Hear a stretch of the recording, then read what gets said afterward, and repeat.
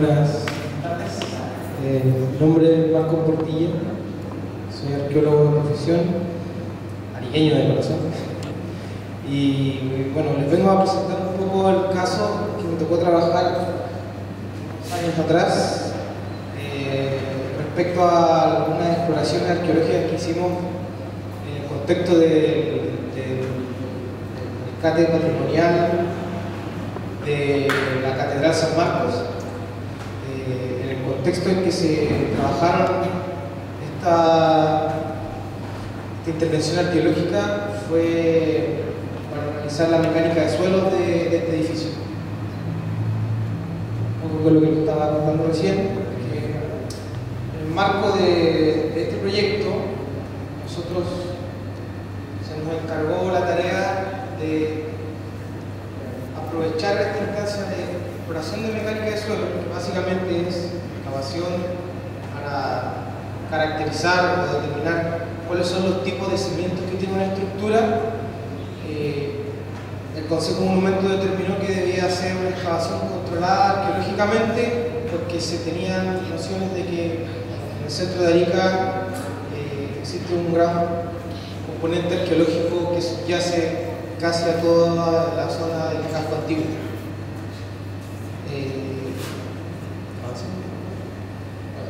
Un poco técnico, lo que hicimos fue una exploración a través de 4 calicatas de uno por uno.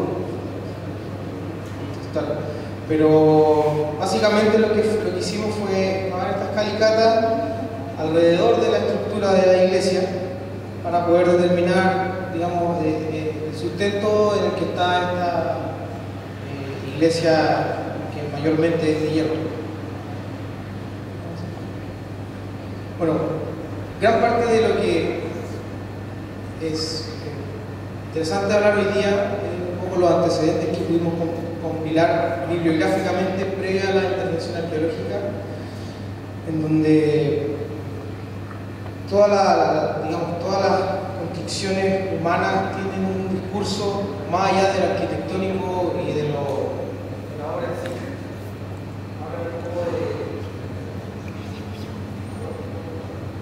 Hablan un poco de cómo se va desarrollando una población en un espacio de tiempo determinado, y muchas de las materialidades que uno arqueológicamente puede trabajar de manera explícita, no directa, van determinando las formas de vida que se desarrollaron en cualquier tipo de lugar.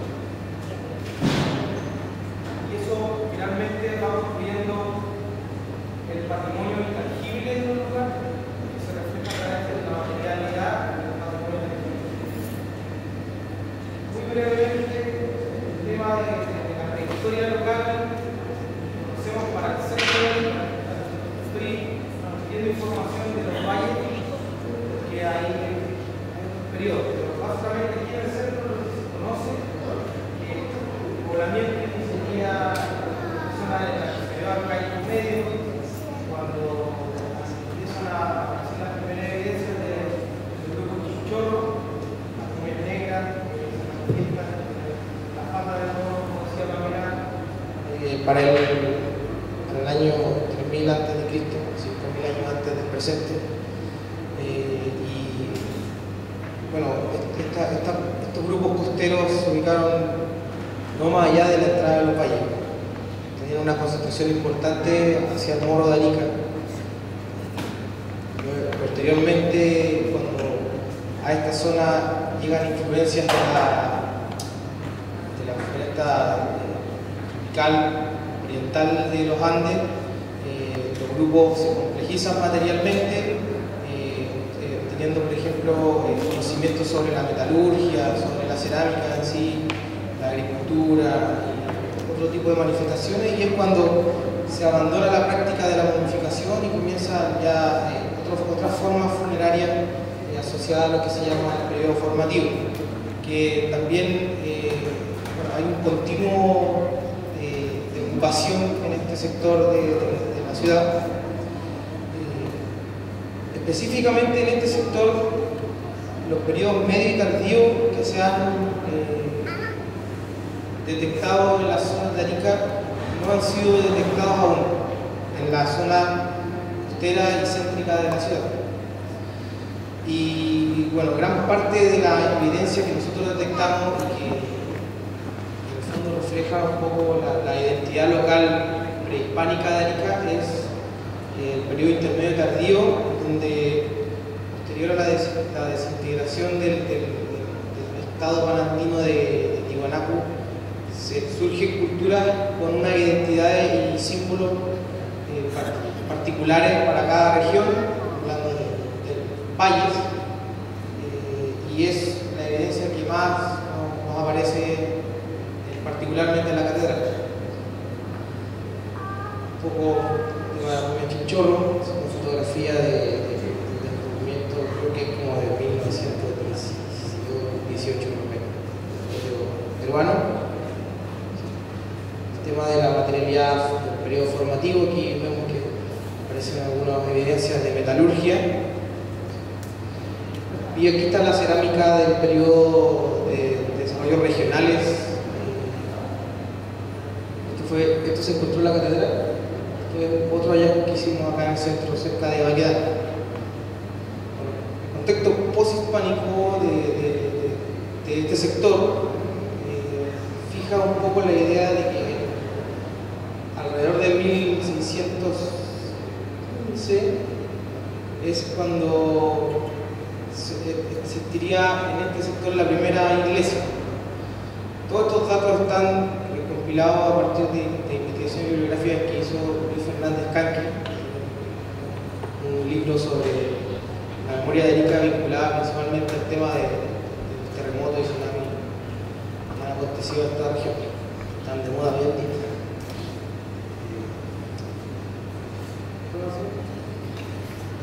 Por aquí, grabado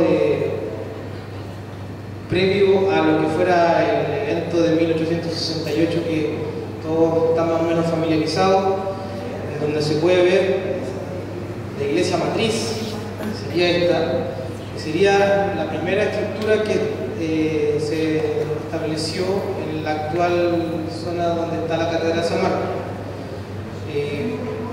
Una gran diferencia que hay entre estas dos estructuras es que la iglesia matriz poseía 3 naves y la iglesia actual posee solamente una.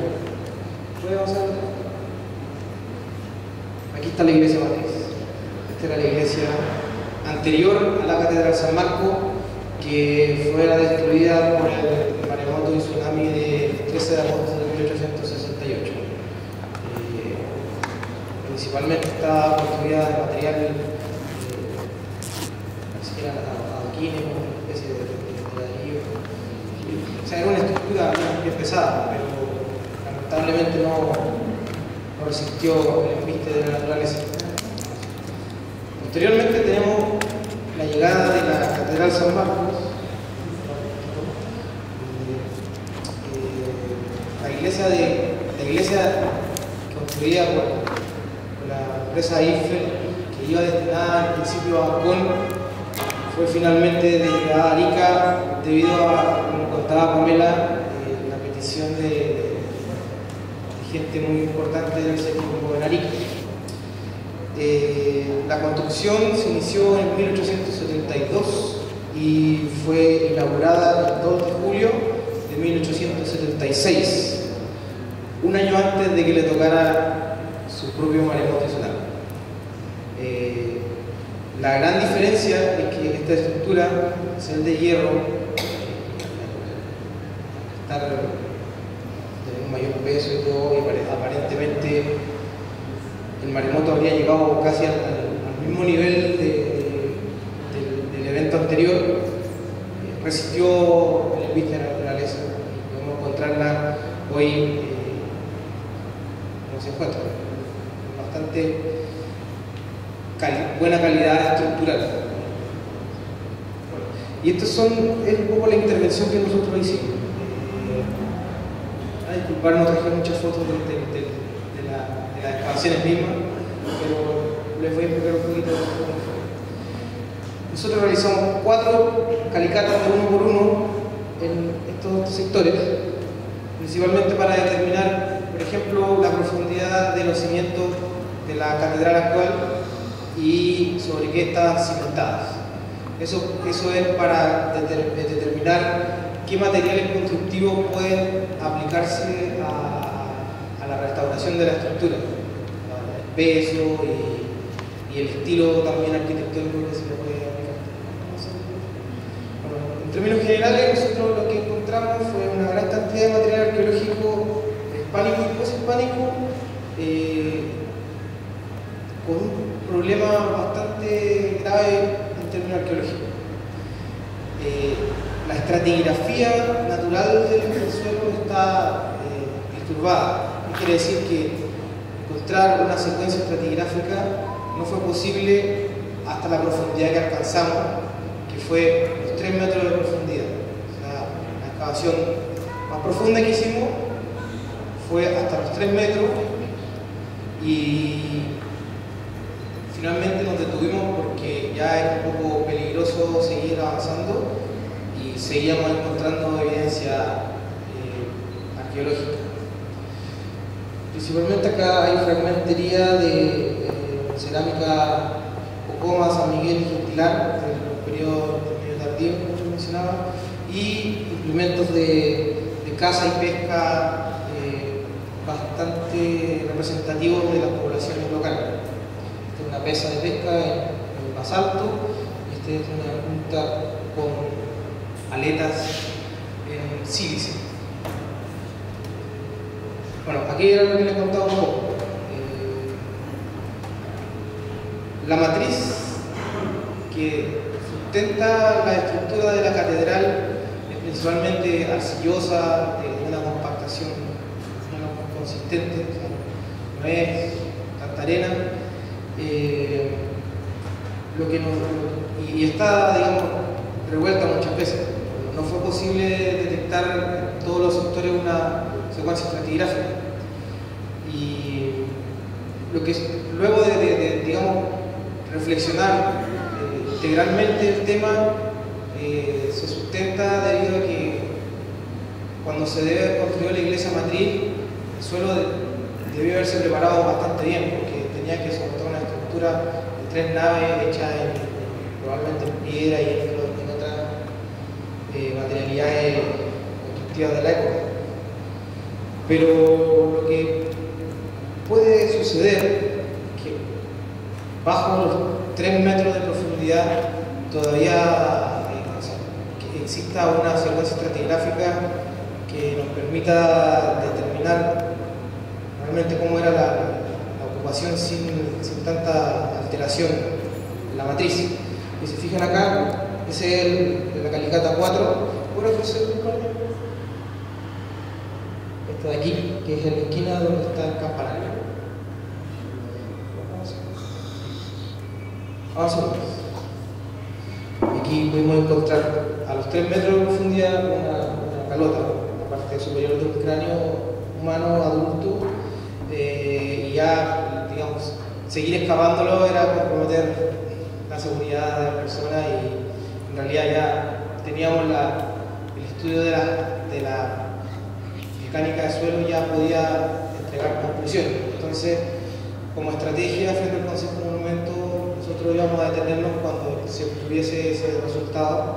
Sin embargo, el rescate de información fue súper valorable, porque pudimos determinar entre otras cosas, que un espacio sagrado para la comunidad actual también lo era prehispánicamente. O sea, se supone que casi toda la iglesia siglo XVIII, XVII, la gente se enterraba en la iglesia misma, y eso cambia por una disposición del gobierno de la época, pero el espacio en sí mantiene una significación que es mucho más antigua de lo que se cree. El hallazgo de osamenta humana prehispánica determina que estos espacios son significativos para la población dentro de su cosmovisión y dentro de su ordenamiento político. Entonces, una de las hipótesis que pudimos tener en ese momento, que generamos, es que el espacio de la iglesia de San Marcos puede haber sido venerado como próximo a una huaca, que sería el morro, una hipótesis que hay que seguir trabajando, que estaría próximo a un espacio de plaza. Y las plazas en el mundo andino son súper importantes porque son espacios de congregación. Digamos, en el mundo andino hay ejemplos muy estructurados de esta misma idea, pero hay otros que solamente con el espacio ya están incorporados en su cosmovisión. Lo que les estaba contando acá es que básicamente lo que pudimos obtener es que la ocupación más antigua que pudimos detectar está asociada a la cerámica, principalmente, que a través de la iconografía que tenían los fragmentos pudimos determinar que era del periodo tardío, de los estilos cerámicos que se mencionan aquí, y que, bueno, la ocupación prosiguió una vez que se hace un contacto con el mundo occidental, arreglándolo de manera particular, como es construir una iglesia, pero que la instalación de una iglesia en este sector no es, no sé, o sea, en el espacio sagrado como es una iglesia, no sería una imposición de la nueva administración del espacio, sino que conmemora